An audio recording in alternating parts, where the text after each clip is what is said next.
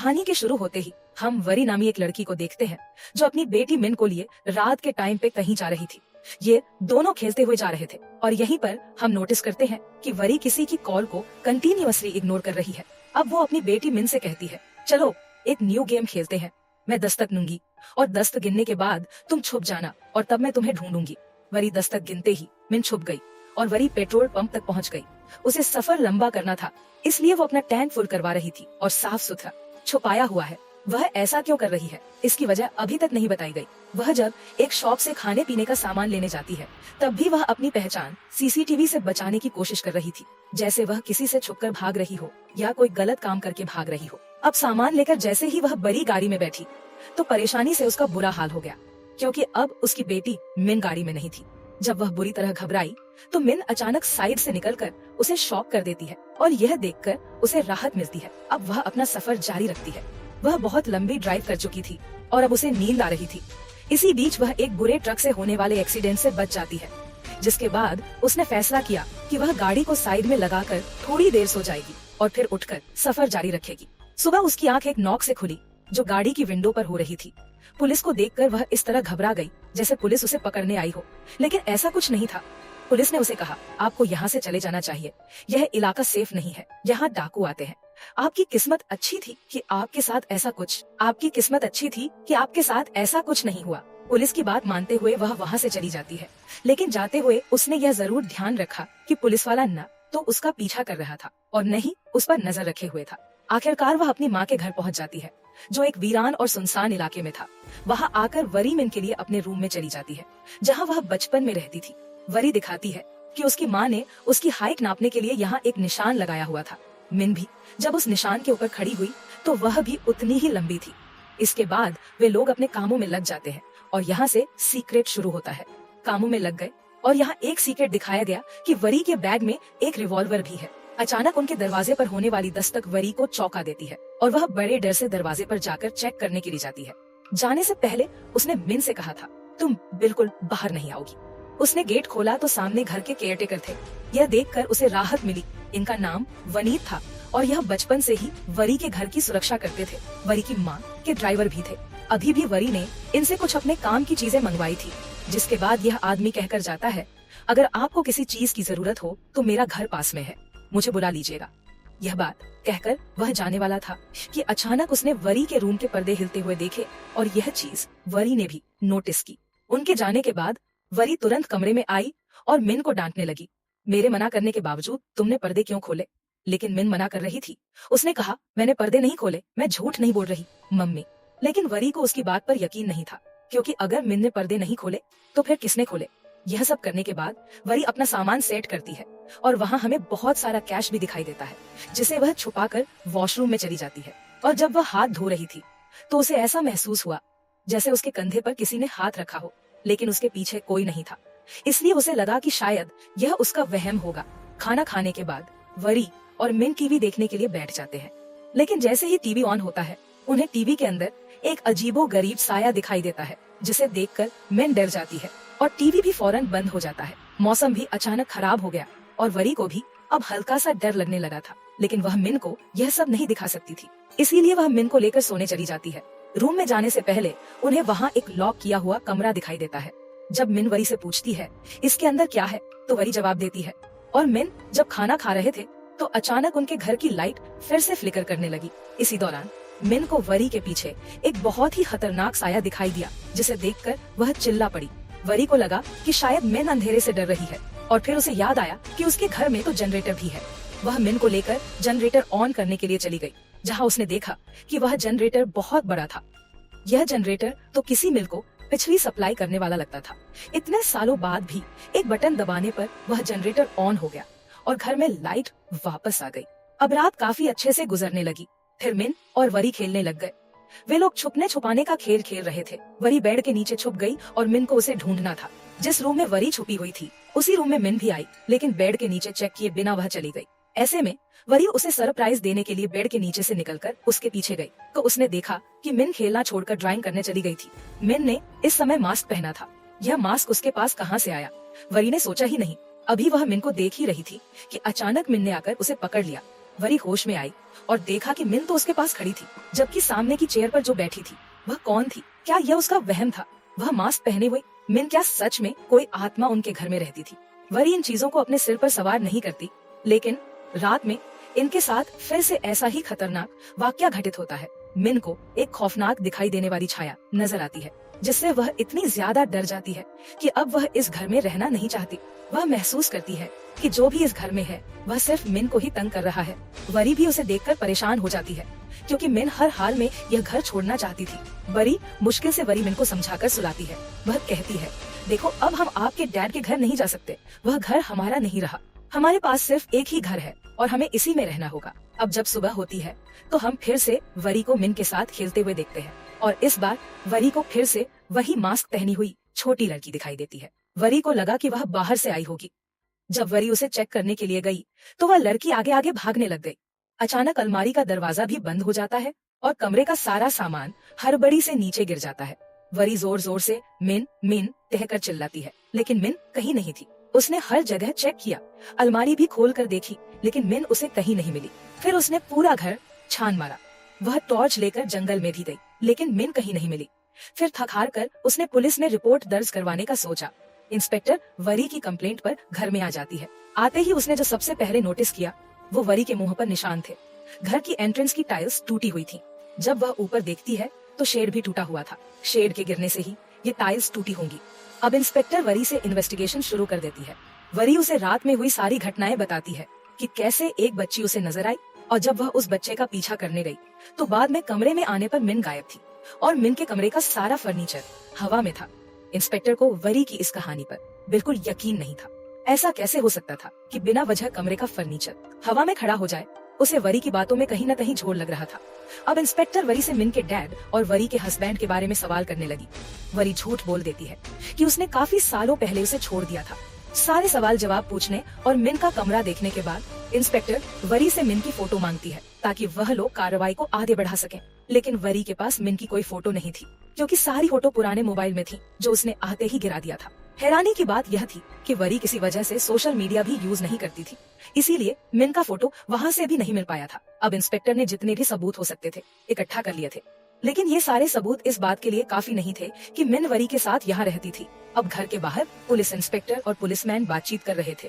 तभी वनीत यानी इस घर का केयर टेकर वहाँ आ जाता है। जब पुलिस वनीत से मिन के बारे में सवाल करती है तो वह बताता है, नहीं वरी मैम यहाँ अकेली ही आई थी। वरी यह सुनकर परेशान हो जाती है और कहती है, नहीं वनीत अंकल, याद कीजिए उस दिन जब आपने ऊपर देखा था तो पर्दे हिले थे ना, वो मिन ही थी। लेकिन क्योंकि वरी ने मिन को किसी के सामने नहीं दिखाया था, किसी को यह यकीन नहीं हो रहा था कि मिन उसके साथ यहाँ थी। अब पुलिस को लगने लगा था कि वरी को कोई साइकोलॉजिकल इशू है, जिसकी वजह से उसे लग रहा है कि उसकी बेटी उसके साथ है। यहाँ तक कि पुलिस को यह भी शक होता है कि शायद वरी की कोई बेटी थी ही नहीं। इंस्पेक्टर वनीत और वरी की बातों से समझती है कि वरी कई सालों बाद इस घर में आई थी। वह वरी से पूछती है, अच्छा तो बताइए कि आप आई कहाँ से हैं? इस बार वरी झूठ नहीं बोलती और सच सच बता देती है कि वह पिछले हफ्ते ही बैंकॉक से आई है। वह इंस्पेक्टर को यह भी बताती है कि वह किस रास्ते से आई, रास्ते में कहाँ कहाँ रुकी, और सारी डिटेल्स साझा करती है। इंस्पेक्टर उसकी बात मानकर इन्वेस्टिगेशन शुरू कर देती है। वह वरी के बताए रास्तों की सीसीटीवी फुटेज चेक करवाती है, लेकिन किसी भी सीसीटीवी फुटेज में मिन नजर नहीं आती। जैसा कि हमने शुरू में देखा था, वरी खुद मिन को सीसीटीवी से छुपा रही थी। अब सारा मामला और उलझ गया था। इंस्पेक्टर को यही लगा कि मिन शायद इस दुनिया में थी ही नहीं, इसी वजह से वह मिन की मिसिंग रिपोर्ट दर्ज नहीं करती। वरी की बेचैनी और पुलिस को सच्चाई बताना, एक रात तो वरी खामोश रही, लेकिन फिर उससे रहा नहीं गया। परेशान और पागल हो चुकी वरी पुलिस स्टेशन पहुंच जाती है। वह इंस्पेक्टर से कहती है, मैं झूठ नहीं बोल रही हूँ, मेरी एक बेटी है और मैं उसे एक हफ्ता पहले बैंकॉक से लेकर आई थी। वरी यह भी बताती है कि वह अपने हस्बैंड से बचकर यहाँ आई थी। मेरे हस्बैंड मुझे मारते थे, इसी वजह से मैं छुपकर यहाँ आ गई। इसके बाद वरी इंस्पेक्टर को यह भी बताती है कि आने से पहले उसने अपने हस्बैंड पर जानलेवा हमला किया था। उसने कहा, मैंने अपने हस्बैंड पर गोली चलाई थी। यह बताते हुए वह रो पड़ती है, क्योंकि अब वह खुद एक अपराधी थी। पुलिस उसके खिलाफ भी केस दर्ज कर सकती थी। मिन के गायब होने का शक वरी पुलिस से कहती है, मुझे शक है कि मेरे हस्बैंड ने ही मिन को कहीं गायब किया है। वरी का अपने पति से सामना वरी पुलिस इंस्पेक्टर के कहने पर अपने हस्बैंड को कॉल करती है। फोन पर गुस्से में वह चिल्लाकर कहती है, मैं जानती हूँ तुमने ही मिन को किडनैप करवाया है। अगर तुम्हें मेरी बेटी के बारे में पता है तो तुरंत बताओ। जवाब में उसका हस्बैंड कहता है, तुम पागल हो गई हो क्या? मैं तो यह भी नहीं जानता कि तुम भाग कर कहाँ गई हो। मैं मिन को कैसे किडनैप करवा सकता हूँ और मेरी बेटी को आखिर हुआ क्या है? उन दोनों की इस बहस को देखते हुए इंस्पेक्टर फोन ले लेती है और खुद वरी के हस्बैंड से बात करती है। वह उसे सारी स्थिति बताती है और मिन की तस्वीरें मंगवाती है ताकि खोजबीन को आगे बढ़ाया जा सके। अब फाइनली मिन की मिसिंग रिपोर्ट दर्ज हो जाती है और उसे ढूंढने का ऑपरेशन शुरू हो जाता है। जंगल में search operation worry, police inspector, Vaneet, care taker, police force और गांव के कुछ लोग मिन को ढूंढने के लिए जंगल में जाते हैं। घंटों तक हर जगह छानबीन करने के बावजूद मिन का कोई सुराग नहीं मिलता। बारिश शुरू हो जाती है और स्थिति खतरनाक हो जाती है। इंस्पेक्टर बारिश में काम करना सेफ नहीं समझती और सभी को वरी के घर वापस ले जाती है। बंद कमरे का रहस्य जब इंस्पेक्टर घर पहुंचती है तो उसकी नजर एक कमरे पर पड़ती है जिसके दरवाजे पर बड़ा सा ताला लगा हुआ है। वह वरी से पूछती है, यह कमरा किसका है और इसके अंदर क्या है? वरी कहती है, यह कमरा कई सालों से बंद है, मैंने इसे कभी नहीं खोला, यहाँ मिन के होने की कोई संभावना नहीं है। लेकिन इंस्पेक्टर उसकी बात पर ध्यान नहीं देती। वह ताला तोड़ने का आदेश देती है क्योंकि चाबी उपलब्ध नहीं थी। सीक्रेट बेसमेंट की खोज जैसे ही दरवाजा खुलता है सब हैरान रह जाते हैं। वह दरवाजा एक गुप्त बेसमेंट की ओर जाता था। इंस्पेक्टर और वरी दबे पांव बेसमेंट के अंदर जाती है, यह जाने बिना कि उनके पीछे एक रहस्यमय साया भूत उन्हें देख रहा है। बेसमेंट के अंदर उन्हें एक अजीब और खौफनाक जगह मिलती है। वह कई मशीनें लगी हुई थी और बीच में एक बड़े कांच का केबिन बना हुआ था। इंस्पेक्टर यह समझ जाती है कि यह जगह एक सीक्रेट लैब थी जहाँ किसी तरह के खतरनाक प्रयोग किए जाते थे। वरी की मासूमियत वरी इन सब चीजों को देखकर हैरान रह जाती है और कहती है, मुझे सच में इस बेसमेंट और यहाँ चलने वाले किसी भी काम के बारे में कुछ नहीं पता। यह सब मेरे लिए नया है।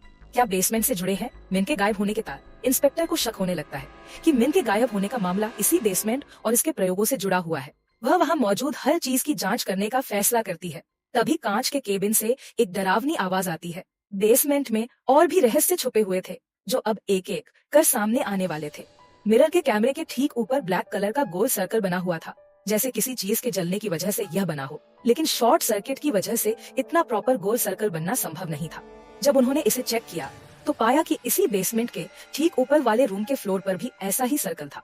इसके ऊपर वाले रूम यानी वरी के कमरे में भी फ्लोर पर वही ब्लैक सर्कल मौजूद था। इस सर्कल के ऊपर उसी अलमारी का स्थान था जिसके अंदर से मिन गायब हुई थी। इन चीजों को देखकर और सुनकर फॉरेंसिक एक्सपर्ट्स भी हैरान थे। काफी कोशिशों के बावजूद भी इन लोगों को मिन कहीं नहीं मिली। इंस्पेक्टर को यह बात वरी को बतानी थी कि मिन कहीं नहीं मिली और अब उसके मिलने की कोई उम्मीद भी नहीं है। उदास और परेशान वरी ने कुछ नहीं कहा और चुपचाप अपने घर में रुक गई। इंस्पेक्टर और बाकी सब लोग चले गए। रात गहरा चुकी थी। वरी जैसे ही अपने बिस्तर पर सोने के लिए लेटी, उसे लगा जैसे कोई उसके घर में घुस आया है। क्या यह मिन हो सकती है या फिर कोई और? डर के मारे वरी ने इंस्पेक्टर को फोन कर दिया और कहा कि कोई उसके घर में है। फिर अपने हाथ में गन लेकर वह धीरे धीरे हर कमरे की जांच करने लगी। जांच करते हुए उसने देखा कि एक छोटी बच्ची जो हूबहू मिन जैसी लग रही थी गिनती गिन रही थी, 1 2 2 3। वह जैसे ही बच्ची के पास पहुंची, वह बच्ची भागकर मिन के कमरे में चली गई।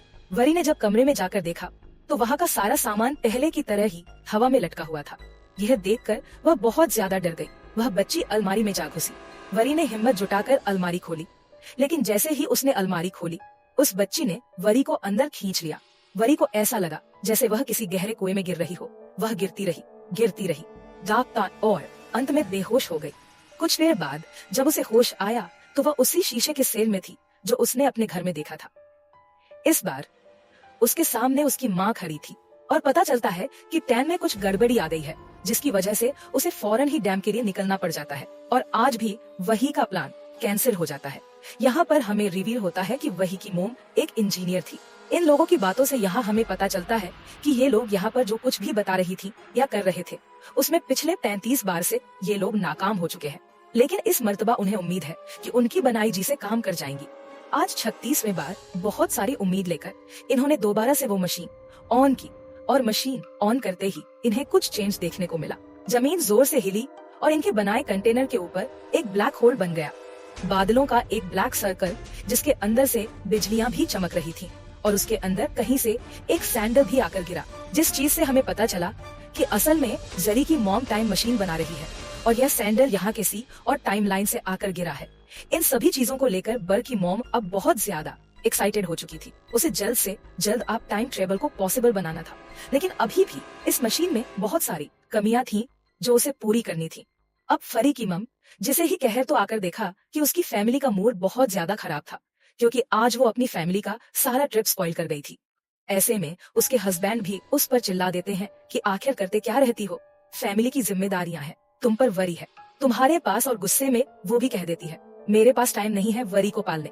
और यह बात वरी सुन चुकी थी और वरी इस बात से अंदर तक टूट गई। अपनी इस बात का खमसा भुगतने के लिए अगले दिन वरी की मॉम ने वरी के साथ दोबारा ट्रिप प्लान किया, लेकिन रास्ते में भी उसका सारा ध्यान अपने टाइम मशीन वाले एक्सपेरिमेंट पर था। एक में तोबा इसी चीज को लेकर उसके हस्बैंड के दरमियान में बहस हो गई। बहस इतनी बढ़ गई कि गुस्से में बरी की मॉम ने खुद स्टीयरिंग बल पकड़कर गाड़ी साइड पर लगाई और गाड़ी से उतर गई। बरी पीछे से कहती रह गई, मॉम मत जाए वहाँ पर। लेकिन वरी की माँ और 14 मार्च 1991 का सबसे बड़ा ट्विस्ट, वरी की माँ ने पीछे मुड़कर वरी की बात नहीं सुनी। तभी अचानक एक ट्रक ने आकर वरी की माँ और उनके पति की कार को टक्कर मार दी। इस हादसे में दोनों की मौत हो गई। यहाँ एक बड़ा ट्विस्ट सामने आता है। जिस वरी को हम मुख्य किरदार के रूप में देख रहे थे, वह तो 1991 में ही इस हादसे में मारी जा चुकी थी। 14 मार्च 1991 और वरी की माँ की हालत। यह दिन 14 मार्च 1991 वरी की माँ के लिए सब कुछ बदलने वाला दिन था। इस हादसे ने उन्हें मानसिक रूप से तोड़ दिया। उनकी बेटी और पति की मौत ने उन्हें गहरा आघात पहुंचाया। वरी की माँ इस गम से कभी उबर नहीं पाई। वह हर दिन सिर्फ इस तारीख को ठीक करने की चाह में जीने लगी। उन्होंने यह सोच लिया था कि अगर वह समय में पीछे जा सके तो इस घटना को रोक लेंगी। उन्होंने साइकेट्रिस्ट की मदद भी ली, लेकिन कोई फायदा नहीं हुआ। वह खुद को अपनी बेटी और पति की मौत का जिम्मेदार मानने लगी। यह गिल्ट इतना बढ़ गया कि उन्होंने सुसाइड करने का फैसला कर लिया। शी डैम पर एक अजीब घटना, जिस समय वरी की माँ डैम में कूदकर अपनी जान देने वाली थी, तभी अचानक डैम के अंदर एक वर्म होल बन गया। यह देखकर वह बुरी तरह घबरा गईं। उनका सैंडल उस वर्म होल के अंदर गिर गया। यही सैंडल 1991 की टाइमलाइन में पहली बार उनकी टाइम मशीन के पास गिरा था। उस समय उन्हें लगा था कि उनकी टाइम मशीन काम कर रही है। यह घटना उनकी उम्मीदों को नई ऊर्जा दे गई। टाइम मशीन को ठीक करने की कोशिश वरी की माँ को सब कुछ याद आ गया। उन्हें यह समझ में आया कि उनकी टाइम मशीन वास्तव में काम कर सकती है। उन्होंने पूरी लगन और मेहनत से एक बार फिर अपनी मशीन पर काम करना शुरू किया। कई दिनों की कोशिशों और कड़ी मेहनत के बाद उन्होंने अपनी टाइम मशीन को फिर से तैयार कर लिया।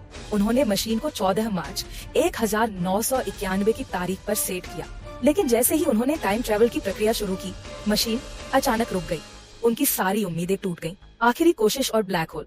गुस्से और निराशा में वरी की माँ ने मशीन के सिस्टम पर जोर से हाथ मारा। अचानक एक बटन दब गया और मशीन दोबारा चालू हो गई।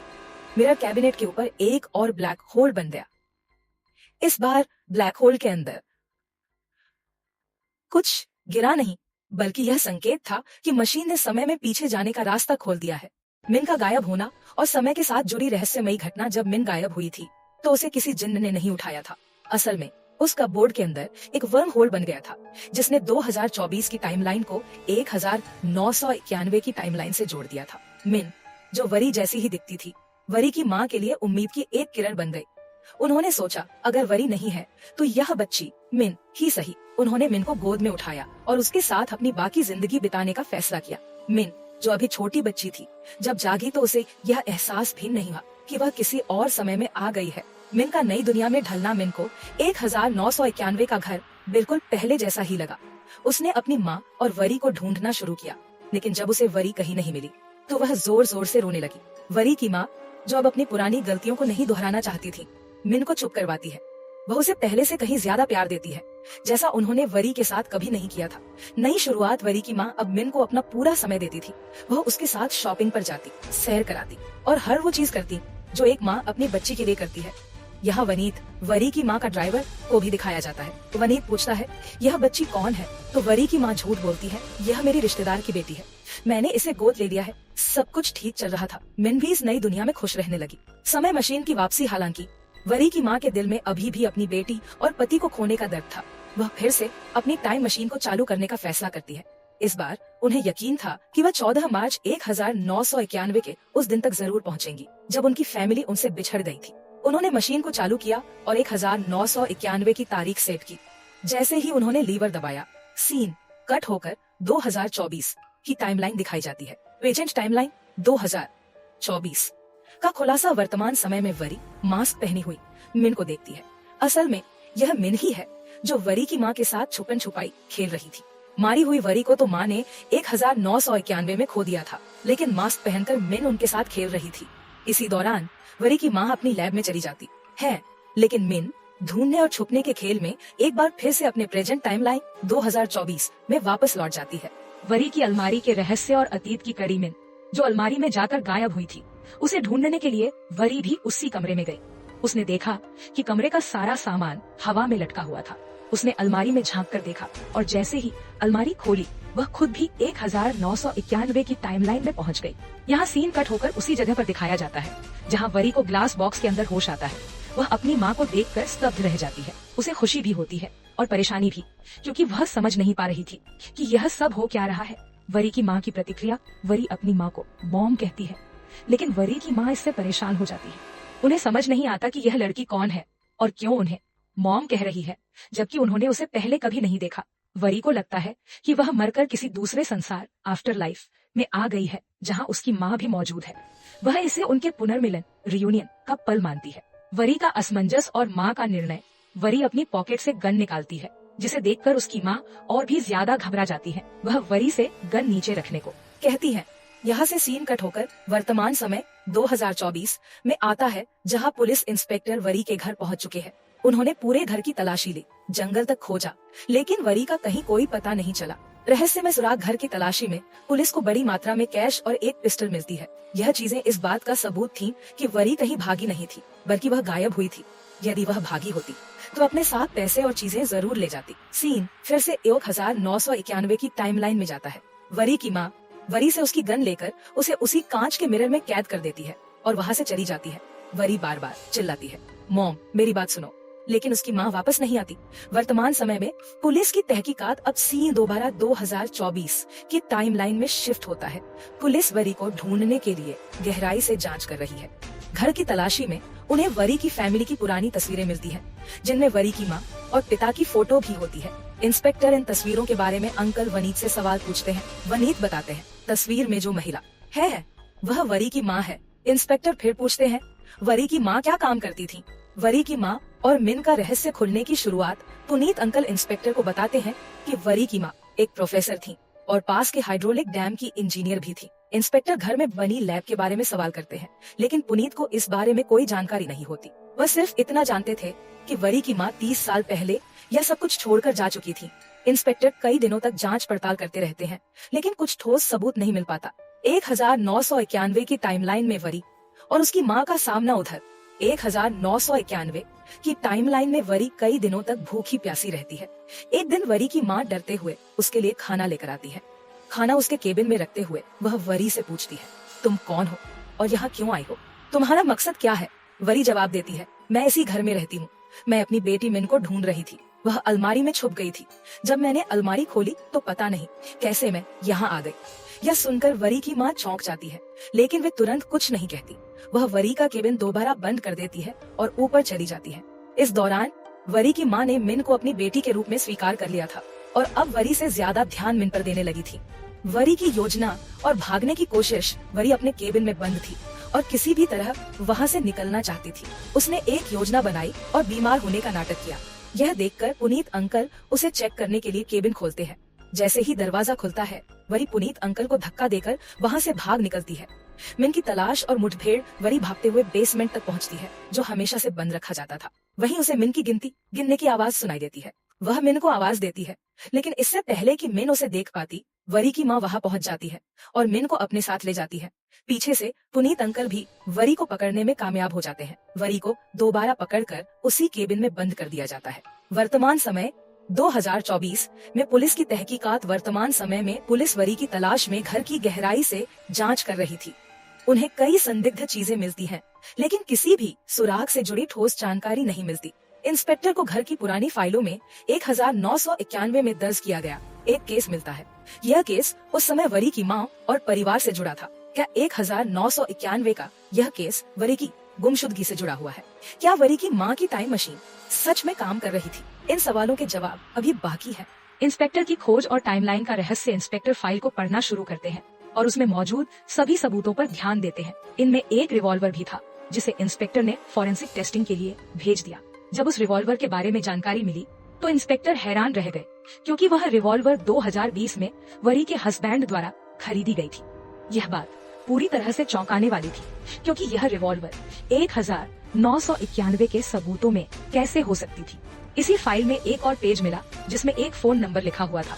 यह भी एक और चौंकाने वाली बात थी, क्योंकि 1991 में फोन नंबर जैसी कोई चीज नहीं थी। जब इंस्पेक्टर ने इस फोन नंबर की जांच की तो पता चला कि यह फोन नंबर लाश के पास से मिला था। फाइल में यह भी लिखा था कि यह नंबर उस घर में एक लाश के पास पाया गया था। इन सबूतों को जानने के बाद इंस्पेक्टर को एहसास हुआ कि वरी टाइमलाइन में पीछे जा चुकी थी। यही कारण था कि उसका रिवॉल्वर 1991 के सबूतों में था और उसका फोन नंबर भी उसी वक्त के आसपास पाया गया था। अब इंस्पेक्टर को यह भी समझ में आया कि वरी 1991 में मर चुकी है। इस जानकारी के बाद वह और भी ज्यादा परेशान हो जाती है और किसी तरह वरी को 1991 में बचाने की कोशिश करती है। हालांकि उसे यह नहीं पता था कि वह ऐसा कैसे करेगी। 1991 टाइमलाइन में घटनाएं अब हमें 1991 की टाइमलाइन पर वापस लौटते हैं, जहां वरी की मां ने वनीत अंकल को सख्त निर्देश दिए थे कि वह लड़की को किसी भी हालत में केबिन से बाहर न निकल देते। वनीत अंकल अपनी निगरानी में बैठे हुए थे और बोर हो रहे थे। उन्होंने रेडियो चालू किया और न्यूज कास्टर ने 24 नवंबर 1991 की तारीख की घोषणा की। यह सुनकर वरी बुरी तरह चौंक गई और उसने वनीत अंकल से पूछा, कौन सा साल है यह? वनीत अंकल ने जवाब दिया, 1991 है। इसमें हैरान होने वाली क्या बात है? लेकिन यह बात वरी के लिए हैरान करने वाली थी, क्योंकि अब उसे समझ में आ गया था कि वह टाइमलाइन में पीछे आ चुकी थी। इस समझ के बाद वरी ने वनीत अंकल को पूरा मामला समझाना शुरू किया। देखिए, मैं वही हूँ जो आप लोगों की फ्यूचर से आई हूँ और आपकी जो बेटी है वही मेरी माँ है। वह मुझे पहचान नहीं पा रही है। मुझे पता है कि मेरी बेटी भी यही आई होगी और मेरी माँ ने उसे कैद कर लिया होगा। इन सब बातों को सुनने के बाद वनीत अंकल ने कहा, चुप हो जाओ लड़की, ये देखो, यह हमारी परी है जो आज से कई महीनों पहले मर चुकी है। अब वरी के लिए यह बहुत बड़ा सवाल था कि क्या वह इस टाइमलाइन में कुछ बदल सकती है या नहीं, और इस रहस्य को सुलझाने के लिए उसे क्या कदम उठाने होंगे। यह कहानी एक गहरे और जटिल समय यात्रा, टाइम लूप के बारे में है, जिसमें समय, घटनाएं और पात्र एक दूसरे से जुड़े हुए हैं। इसमें वरी, उसकी माँ और मिन के बीच एक चक्रीय संबंध दिखाया गया है जो बार बार घटित होता है। यह घटनाएं न केवल पात्रों की जिंदगियों को प्रभावित करती है, बल्कि उनका भविष्य और अतीत भी आपस में जुड़े होते हैं। वरी की माँ और मिन का भूत। जब मिन को वरी की माँ के साथ देखा जाता है तो वह एक खौफनाक भूत देखती है जो उसे पिछले टाइमलाइन में परेशान करता था। यह भूत वरी के साथ था और अब वह मिन को परेशान कर रहा है। इंस्पेक्टर की जांच। 2024 में इंस्पेक्टर को पता चलता है कि 1991 में एक लड़की की लाश मिली थी, लेकिन उसकी पहचान नहीं हो पाई थी। वरी का हस्बैंड इस जांच में शामिल होता है और यह सवाल उठाता है कि वह लड़की कौन थी। इस जांच में एक रिवॉल्वर और फोन नंबर से जुड़े सबूत सामने आते हैं जो समय यात्रा और टाइमलाइन के बीच के रहस्यों को उजागर करते हैं। 1991 का टाइमलाइन वरी की माँ और वनीत अंकल वरी को बंदी बनाए रखते हैं, जबकि वरी अपनी बेटी को बचाने और सच्चाई जानने की कोशिश करती है। वह वनीत अंकल से जूझते हुए अपनी बेटी मिन को खोजती है, लेकिन उसे अपनी माँ से टकराहट का सामना करना पड़ता है। अंततः एक संघर्ष में वरी की मौत हो जाती है और उसका चेहरा जल जाता है, जिससे उसे पहचानना मुश्किल हो जाता है। अंतिम सच्चाई। इंस्पेक्टर को पता चलता है कि वरी का चेहरा जल जाने के बाद उसकी पहचान खो गई, लेकिन उसकी आत्मा घर में भटक रही है। यह भटकती हुई आत्मा जो मिन को बार बार दिखाई देती है, असल में वरी की आत्मा है। वरी की माँ को यह समझ में आता है कि जो लड़की टाइम मशीन से आई थी वह वरी ही थी जो अब मिन के रूप में प्रकट हो रही थी। यह समझने के बाद भी वरी की माँ खुद इस समय यात्रा के लूप में फंस जाती है और उसका अंत हो जाता है। समय यात्रा का चक्र। कहानी इस बिंदु पर आती है कि यह सब एक लूप में चल रहा है, जिसमें मिन बार बार इस घर में आएगी, 1991 की टाइमलाइन में जाएगी, मरेगी और फिर बरी होकर नए रूप में वापस आएगी। यह चक्र कभी खत्म नहीं होगा और कहानी इस अनंत लूप को दर्शाते हुए समाप्त होती है।